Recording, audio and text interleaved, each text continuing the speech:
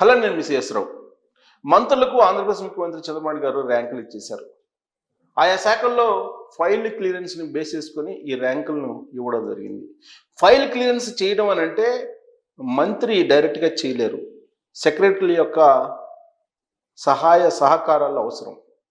అంటే ఈ ర్యాంకులు ఆ డిపార్ట్మెంట్లో ఉన్నటువంటి సెక్రటరీలకు సంబంధించినటువంటి పనితీరుగా భావించాల్సి ఉంటుందని చెప్పి సచివాలయ వర్గాల్లో చర్చ జరుగుతుంది. కేవలం మంత్రుల యొక్క పనితీరే కాదు, మంత్రులకు సహాయ సహకారాలు అందించేటువంటి సెక్రటరీల యొక్క బాధ్యత ఫైల్ క్లియరెన్స్లో ఉంటుంది. ఖచ్చితంగా అక్కడ ఓఎస్డీలు లేదంటే సెక్రటరీలకే ఉంటుంది. మరి ఇప్పుడు టాప్లో ఆమ్రపాలి గారు నిలిచారు సెక్రటరీగా, టూరిజం శాఖ సెక్రటరీగా ఉన్నారు. రెండో ప్లేస్లో దుర్గేష్ మంత్రి ర్యాంకు ఉంది. అంటే ఆయనకి సహాయ సహకారాలు ఫైల్ క్లియరెన్స్లో ముందున్నటువంటి సెక్రటరీ టూరిజం శాఖ సెక్రటరీగా ఉన్నారు. అలాగే టూరిజం కార్పొరేషన్ ఎండీగా ఉన్నారు ఆమ్రపాలి గారు. ఆమ్రపాలి తెలంగాణ నుంచి ఆంధ్రప్రదేశ్కి వెళ్ళడానికే ఇష్టపడలేదు. గ్రేటర్ హైదరాబాద్ కమిషనర్గా కొనసాగాలని చెప్పి భావించారు ఆవిడ.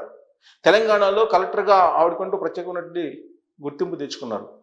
ఢిల్లీలో పిఎంఓ ఆఫీస్లో పనిచేశారు సెక్రటరీగా. పిఎంఓ ఆఫీసులో నుంచి మళ్ళీ తెలంగాణకు వచ్చారు. తెలంగాణలో గ్రేటర్ హైదరాబాద్ కమిషనర్గా ఆవిడ ఒక పెద్ద పేరు తెచ్చుకోవాలని భావించారు. కానీ కేంద్ర ప్రభుత్వం ఆల్ ఆఫ్ సడన్గా ఏ రాష్ట్రానికి సంబంధించిన క్యాడర్ ఆ రాష్ట్రానికి వెళ్ళాలని చెప్పేసి నిర్ణయం తీసుకోవడంతో అనివార్యంగా ఆంధ్రప్రదేశ్కి వెళ్ళాల్సి వచ్చింది ఆమ్రపాలి గారు.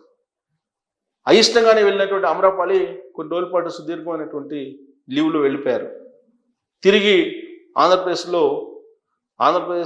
పర్యాటక శాఖ కార్పొరేషన్ టూరిజం కార్పొరేషన్ ఎండీగా బాధ్యతలు స్వీకరించారు. సెక్రటరీగా టూరిజం శాఖ సెక్రటరీ కార్పొరేషన్ ఎండీగా బాధ్యతలు స్వీకరించిన తర్వాత ఆవిడ మొత్తం వినూత్నమైనటువంటి ఆలోచన చేసి కొన్ని పర్యాటక శాఖకు సంబంధించిన పాలసీలను తయారు చేశారు.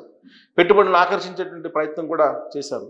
ఫైల్స్ని క్లియర్ చేయడంలో ఆవిడ దూకుడుగా వ్యవహరించారు. చంద్రబాబు నాయుడు గారు కూటమికి వచ్చిన సందర్భంగా ఆయనలో ఉన్నటువంటి పాజిటివ్నెస్ని ఆమ్రపాలి గారు చూశారు. ఆ రోజు నుంచి చంద్రబాబు నాయుడు గారు పరిపాలనలో పనిచేయాలనే ఒక నిర్ణయంతో ఆమ్రపాలి గారు ఉన్నారు, కృతనిశ్చయంతో అని చెప్పి సచివాలయ వర్గాల్లో వినిపిస్తుంది. అందుకే ఇప్పుడు పర్యాటక శాఖను సెకండ్ ప్లేస్లోకి తీసుకెళ్ళడానికి, సెకండ్ ప్లేస్లో ఉండడానికి కారణం ఆమ్రపాలి గారు అనేది వినిపిస్తుంది. సరే, ప్రకటించినటువంటి ర్యాంకులను కనుక మనం చూస్తే రకరకాలుగా దీని మీద అభిప్రాయాలు వ్యక్తం అవుతున్నాయి. వాస్తవంగా 10వ ప్లేస్లో ఉన్నారు పవన్ కళ్యాణ్ గారు, 8వ ప్లేస్లో ఉన్నారు లోకేష్ గారు, 6వ ప్లేస్లో ఉన్నారు చంద్రబాబు నాయుడు గారు. అంటే ఫైల్ క్లియరెన్స్లో ఈ ర్యాంకులను తయారు చేసామంటున్నారు. చాలా కాలంగా కూడా మంత్రుల యొక్క పనితీరు మీద అధ్యయనం చేస్తున్నాను, ఐవీఆర్ఎస్ సిస్టమ్ ద్వారా, అలాగే వివిధ సోర్సెస్ ద్వారా, వివిధ సర్వే సంస్థల ద్వారా తేల్చుకుంటున్నానని చెప్పి చంద్రబాబు నాయుడు గారు చెప్పారు. మంత్రుల పనితీరు మార్చుకోవాలని చెప్పి అనేక సందర్భాల్లో చెప్పారు. 4-5 మంత్రులకు సంబంధించినటువంటి పనితీరు మీద అసహనం కూడా వ్యక్తం చేశారు, అసంతృప్తి కూడా చంద్రబాబు గారు వ్యక్తం చేశారు. అయినప్పటికీ చాలామంది మంత్రుల్లో మార్పు రావటం లేదు. ఇప్పటికీ కూడా ప్రభుత్వాన్ని వేగంగా ముందుకు తీసుకెళ్ళడానికి, ప్రభుత్వ విధానాల్ని పగడ్బందీగా ప్రజల్లోకి తీసుకెళ్ళడానికి ఖచ్చితంగా మంత్రులు ఇనిషియేటివ్ తీసుకోవాలి, మంత్రులు యాక్టివ్ కావాలని చెప్పి చంద్రబాబు గారు చెప్తున్నారు. ప్రభుత్వం అమలు చేస్తున్నటువంటి పథకాలు చివరి పేదవారి వరకు అందే వరకు బాధ్యత తీసుకోవాలని చెప్పి ఆయన చెప్తూ ఉన్నారు. ఈ క్రమంలో పనితీరుని ఆయన అధ్యయనం చేసి క్యాబినెట్ సమావేశం సందర్భంగా ఆయన ర్యాంకులను విడుదల చేశారు. లాస్ట్లో వాసంశెట్టి సుభాష్ ఉన్నారు. మంత్రుల ర్యాంకులను చూస్తే ఎన్ఎండి ఫరూక్ 1వ ర్యాంక్, ఫస్ట్ ర్యాంక్లో ఉన్నారు. Senior politician. చంద్రబాబు నాయుడు గారు రాజకీయాల్లో తొలి రోజుల్లో ఉన్నప్పటి నుంచి కూడా ఈయన ఫరూక్ ఉన్నారు. So NMD Farooq first rank ఉన్నారు. కందుల దుర్గేష్ సెకండ్ ప్లేస్, అంటే అమరాపాలి సెక్రటరీగా ఉన్నట్టు పర్యాటక శాఖ మంత్రి. ఇక కొండపల్లి శ్రీనివాస్ ప్రస్తుతం తెలుగుదేశం పార్టీ ఆంధ్రప్రదేశ్ శాఖ అధ్యక్షుడిగా ఉన్నారు. కొండపల్లి శ్రీనివాస్ అలాగే మంత్రిగా కూడా ఉన్నారు. ఆయనది 3వ ప్లేస్లో వచ్చింది.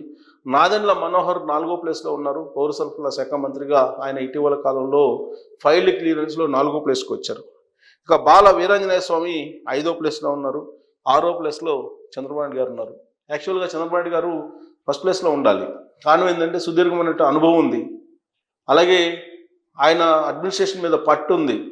మరి ఆయనే ఫైల్ క్లియరెన్స్లో 6వ ప్లేస్లో ఉన్నారంటే బహుశా బిజీ షెడ్యూల్లో ఫైల్ క్లియరెన్స్ పెండింగ్లో పడి ఉండొచ్చు. ఇది సీఎంఓ ఆఫీసుకు సంబంధించిన ఇష్యూ కూడా.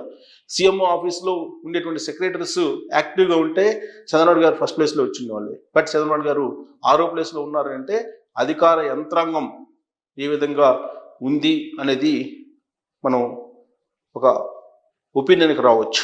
ఇక సత్యకుమార్ యాదవ్ 7వ ప్లేస్లో ఉన్నారు, వైద్య ఆరోగ్య శాఖ మంత్రి. నారా లోకేష్ 8వ ప్లేస్లో ఉన్నారు. ఫైల్ క్లియరెన్స్లో నారా లోకేష్ చాలా చురుగ్గా ఉంటారని చెప్పి అనుకుంటూ ఉంటారు, కానీ ఆయన 8వ ప్లేస్లో ఉన్నారు. దానికి కారణం ఏంటంటే ఇటీవల కాలంలో ఆయన పెట్టుబడుల కోసం, పెట్టుబడిదారుల కోసం, పారిశ్రామికవేత్తల కోసం అన్వేషిస్తూ ఆ బిజీలో ఉండిపోయారు. దావోస్ సమావేశంతో పాటు పారిశ్రామికవేత్తలు కలవడానికి కానీ ఢిల్లీ వెళ్ళి మొత్తం ఆంధ్రప్రదేశ్లో నిరుద్యోగ సమస్యని తీర్చడానికి, పరిష్కరించడానికి ఆయన చేస్తున్నటువంటి ప్రయత్నంలో బిజీగా తలమలుకులై ఉన్నారు. దాంట్లో భాగంగా బహుశా ఫైల్ క్లియరెన్స్లో వెనకబడి ఉండొచ్చు. 8వ ప్లేస్లో ఆయన ఉన్నారు. ఇక బి జనార్దన్ రెడ్డి 9వ ప్లేస్లో ఉన్నారు. 10వ ప్లేస్లో పవన్ కళ్యాణ్ గారు ఉన్నారు. యాక్చువల్గా పవన్ కళ్యాణ్ గారు చాలా యాక్టివ్గా ఉంటారని చెప్పేసి అనుకున్నారు. ఫస్ట్ టైం మంత్రి, first time MLA, deputy CM ఆయన.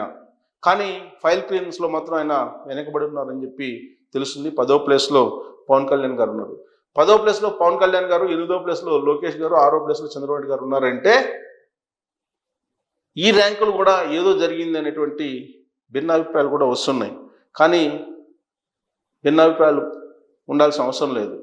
ఎవరికి వాళ్ళే మంత్రులు ఫైల్ క్లియరెన్స్ విషయంలో చంద్రబాబు నాయుడు గారు నిర్ణయించినటువంటి ర్యాంకులు కాదు ఇవి. వివిధ సర్వే సంస్థలు ఐవీఆర్ఎస్ కాల్స్ ద్వారా ట్రాన్స్పరెంట్గా తయారు చేసినటువంటి ర్యాంకులు ఇవి. అలాగే ఎస్ సవిత 11వ ప్లేసు, కొల్లు రవీంద్ర 12వ ప్లేస్ ఉన్నాడు, గొట్టిపట్టి రవికుమార్ 13వ ప్లేస్లో ఉన్నారు ఫైల్ క్లియరెన్స్లో, పి నారాయణ 14వ ప్లేస్లో ఉన్నారు, టీజీ భరత్ 15వ ప్లేస్లో ఉన్నారు, ఆనం రామ్ నారాయణ రెడ్డి గారు 16వ ప్లేస్లో ఉన్నాడు, కె అచ్చెన్నాయుడు 17. వీళ్ళిద్దరు చాలా సీనియర్స్ యాక్చువల్గా. వాళ్ళే 16, 17 ప్లేస్లో ఉన్నారు, రామ్ నారాయణ రెడ్డి గారు అలాగే అచ్చెన్నాయుడు గారు. ఎం రామప్రసాద్ రెడ్డి 18వ ప్లేసు, గుమ్మడి సంజారాన్ని 19, వంగలపూడి అనిత హోంశాఖ మంత్రి ఆవిడ 20వ ప్లేస్లో ఉన్నారు.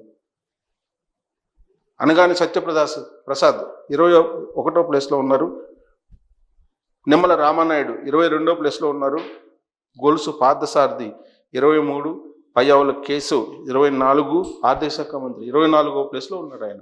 యాక్చువల్గా ఆయన పనితీరు మెరుగుపరుచుకోవాలి. వాసంశెట్టి సుభాష్ 25 మంత్రుల్లో 25 ప్లేస్లో ఆయన ఉన్నారు. వాసంశెట్టి సుభాష్ 25వ ప్లేస్లో ఉన్నారు. సో ఈ మొత్తం ర్యాంకులో మనకు మంత్రులే కనిపిస్తున్నారు, కానీ ఆ మంత్రుల శాఖలో పనిచేసేటువంటి సెక్రటరీల పనితీరుకి ఈ ర్యాంకులు నిదర్శనం అని చెప్పి మనం భావించాలి. సో ఆ కోణం నుంచి ఆలోచిస్తే మరి ఆమ్రపాలి గారు టాప్లో ఉన్నట్టా లేదా అనే దాని మీద కామెంట్ రూపంలో మీ అభిప్రాయాన్ని తెలియజేయచ్చు. Thank you.